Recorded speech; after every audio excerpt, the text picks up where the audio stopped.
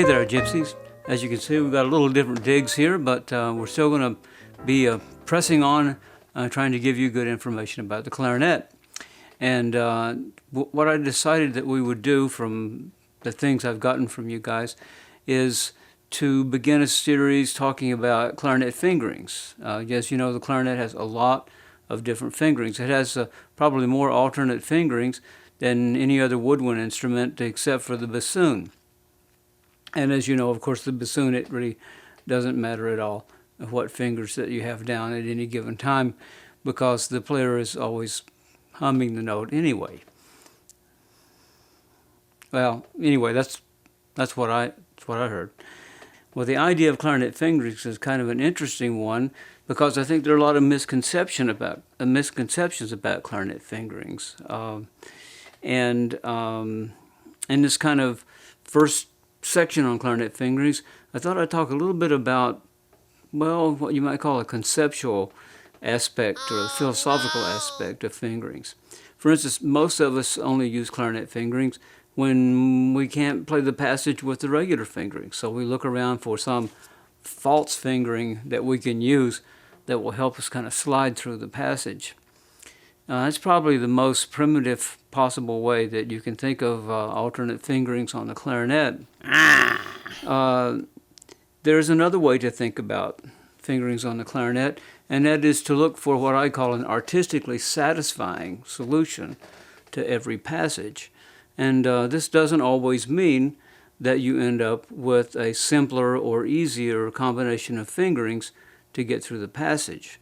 In fact, you might find yourself using alternate fingerings that are much more complicated than the standard fingerings, but the reason that you're doing it is because those alternate fingerings will render a more satisfactory solution in terms of the beauty of the sound, in terms of the legato, and in terms of the security and shape of the phrase. The thing about phrasing music is that phrasing is not just about producing notes, it's about connecting notes. So a lot of the times on the clarinet, we have intervals that are traditionally difficult, intervals that are very hard to make convincing, smooth connections and even connections with. And fortunately, the clarinet, its acoustical nature is as such that it provides a lot of solutions so that we can expect a high degree of perfection out of those intervals if we just take the time and the trouble to think a little creatively and a little bit artistically instead of just technically, and think about finding the right fingering so that we really are satisfied with the end musical result. Another aspect that I guess you'd say is philosophical is sort of about our attitude when we encounter new fingerings. I mean, I've introduced new fingerings to clarinet players, and they would play the fingering isolated from anything else, and then play the standard what they call the standard fingering, which is the fingering that they learned in their Ridenour elementary clarinet fingering chart. That's the one that they really cling to. And then they'll say, in criticizing the fingering that I gave them, I'm sharp, or it's flat, or not the same in color, or something like that, and basically dismiss the fingering. Well, they don't use the fingering, they're the loser. They don't think about the fingering, and they lose a lot of artistic advantage in doing so. I think rather than approaching fingerings by comparing them, say, to our standard Ridenour elementary fingering chart or whatever we learned a fingering chart from, James Colas or whoever, that the best way to think about fingerings is to take an individual fingering and begin to ask yourself, instead of what's wrong with it or how is it different from the standard fingering you're used to using, to ask yourself, what's it good for? What could it be used for? So your critical approach to fingering starts with not finding out what's wrong with it and reasons not to use it, but to find reasons to use it to find ways it can be used. Not just to use it, just to be using it, but ways it can be used to make the standard music that you play more secure, more beautiful, more perfect, and something you can do with a lot more artistic confidence as well as technical confidence. So those are the two aspects of philosophy I'd like to share with you, just initially talking about fingerings. In the next episodes, we're going to be doing some playing and talking about some specific fingerings that are probably new to, I'd say, maybe 90% of you that are viewing these videos.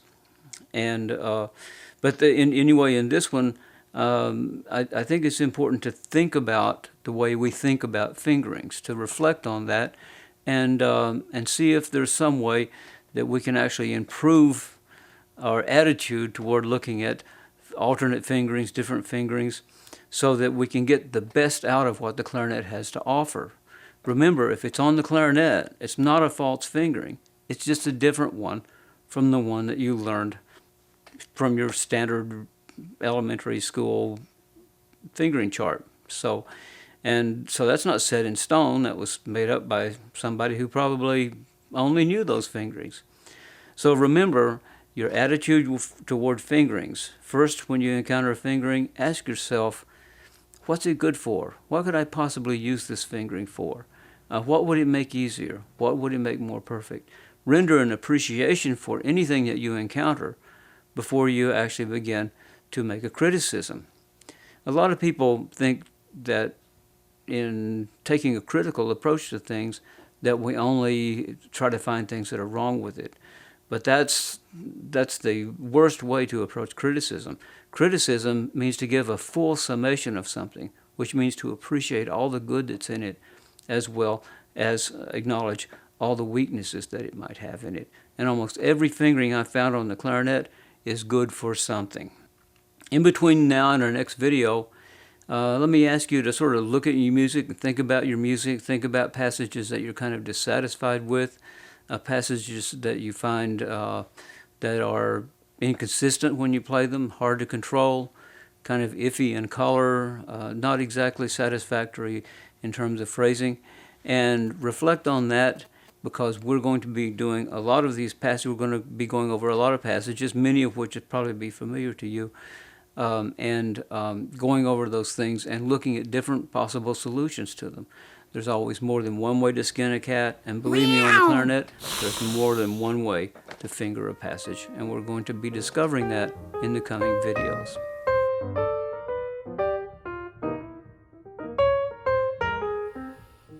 Always look for a completely satisfying musical solution to any technical problem.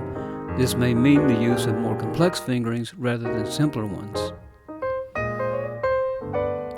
Always try to find a fingering's usefulness and strengths and not just its weaknesses.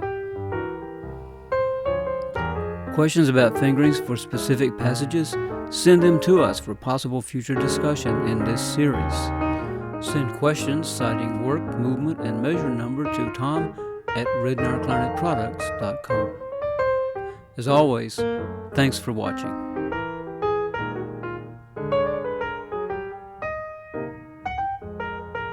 All rights reserved, baby.